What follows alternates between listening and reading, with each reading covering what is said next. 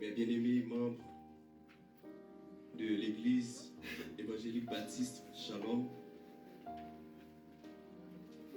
distingués invités, amis internautes,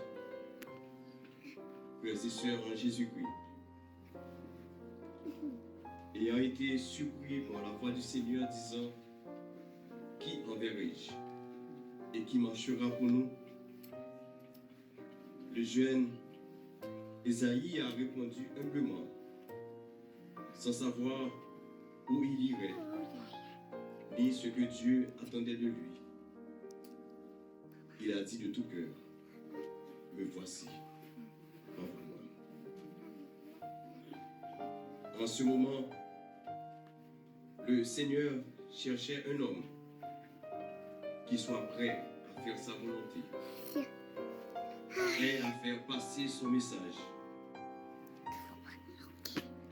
Et il ne trouvait pas. Alors, le Seigneur s'est permis de partager sa vision avec le jeune Ésaïe. Aujourd'hui encore, Dieu cherche des témoins qui marchent pour lui, des témoins qui font passer son message à notre génération. Dieu cherche des volontaires disponibles. En effet, je me mets à la disposition du divin berger pour prendre soin de son troupeau suite à son appel. À Dieu seul soit la gloire, à Dieu soit la louange pour avoir jeté le dévolu sur mon humble personne afin de desservir son peuple à titre de pasteur. Quel privilège! Mes remerciements vont aux membres du comité de recommandation de l'Association d'Église baptiste évangélique au Québec et aux membres de la commission d'évaluation de Shalom.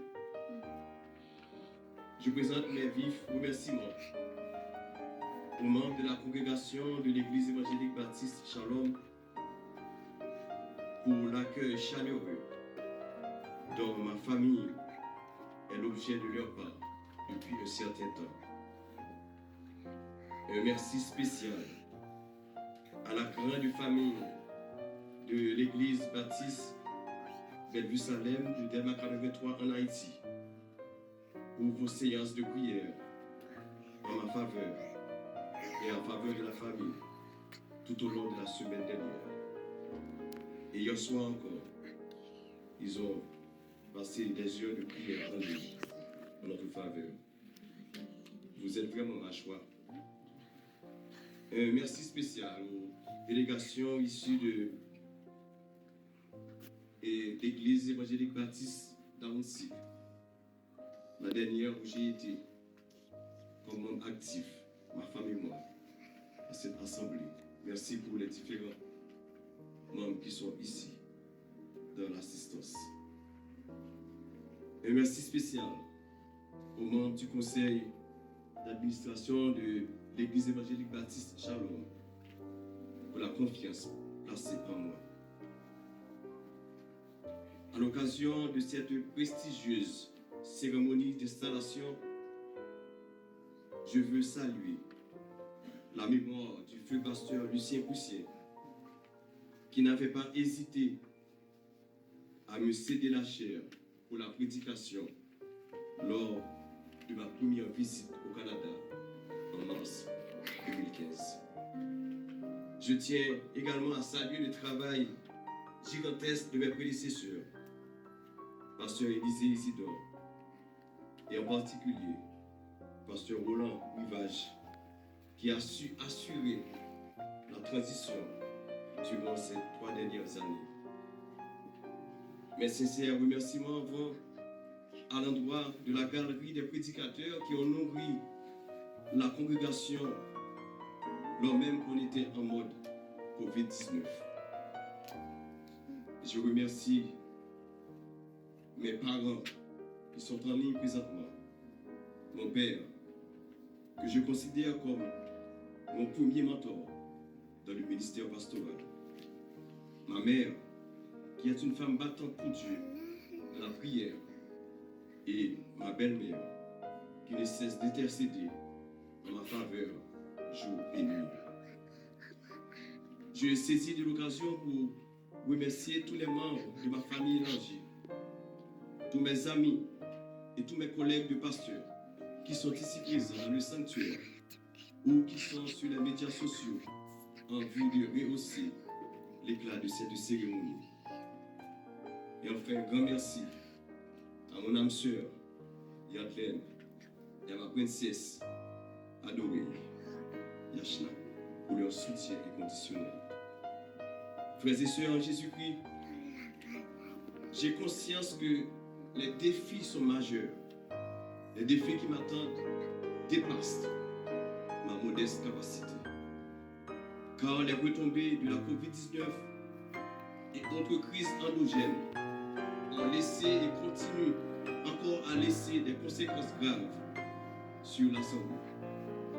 Mais ce qui est certain, le Seigneur n'appelle pas les qualifiés. Il qualifie ceux qui l'appellent.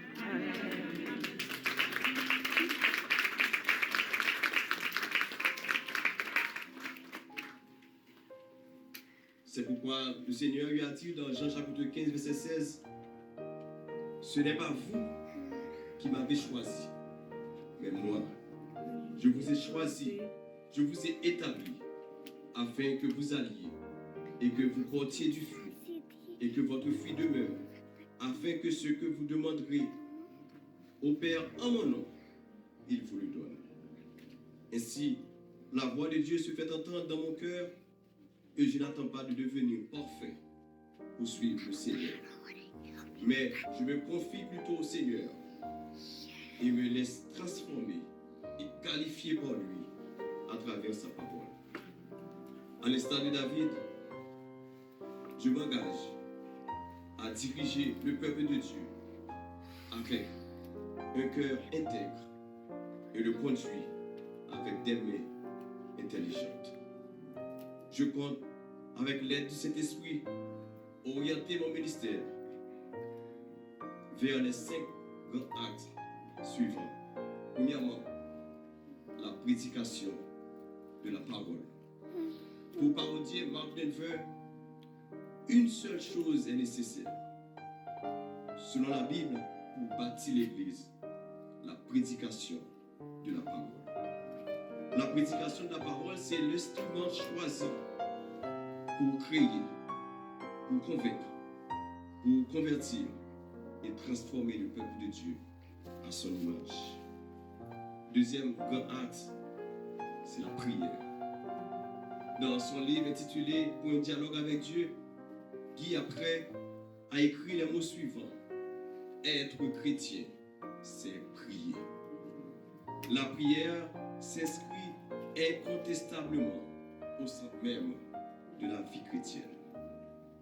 Troisième grand axe, c'est l'enseignement de la parole de Dieu. L'enseignement de la parole de Dieu permet d'amener les croyants vers la maturité. Cela peut être envisagé sous plusieurs aspects. Des études bibliques, des séminaires de formation, des retraites spirituelles.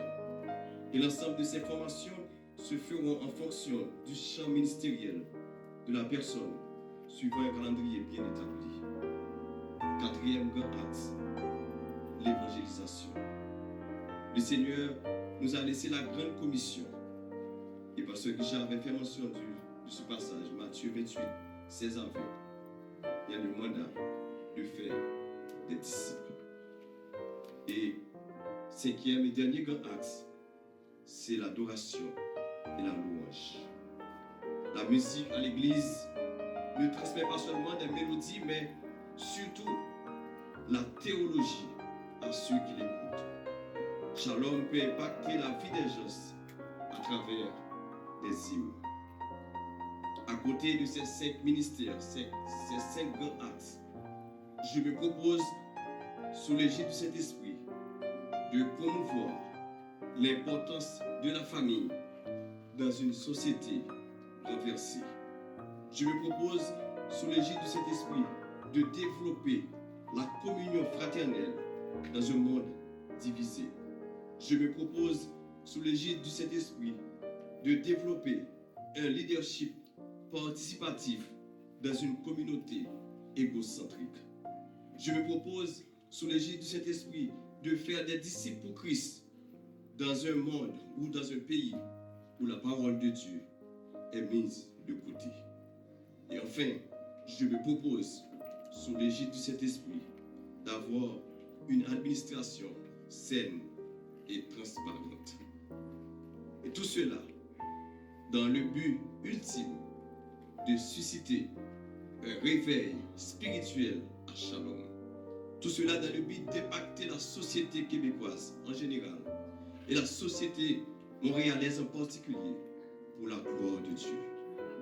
Et finalement, je prends l'engagement ce matin devant Dieu et devant l'Assemblée avec évidemment l'apport de distingués invités, amis internautes, frères et sœurs en Jésus-Christ,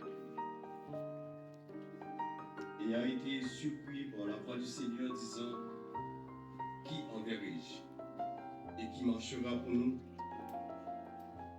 Le jeune Esaïe a répondu humblement, sans savoir où il irait, ni ce que Dieu attendait de lui.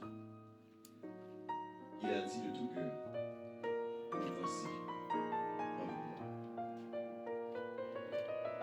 En ce moment, le Seigneur cherchait un homme qui soit prêt à faire sa volonté, et il n'en trouvait pas.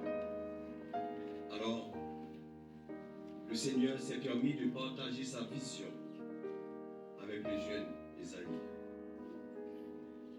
Aujourd'hui encore, Dieu cherche des témoins qui marchent pour lui, des témoins qui font passer son message à notre génération. Dieu cherche des volontaires disponibles, à la disposition du divin berger pour prendre soin de son troupeau suite à son appel.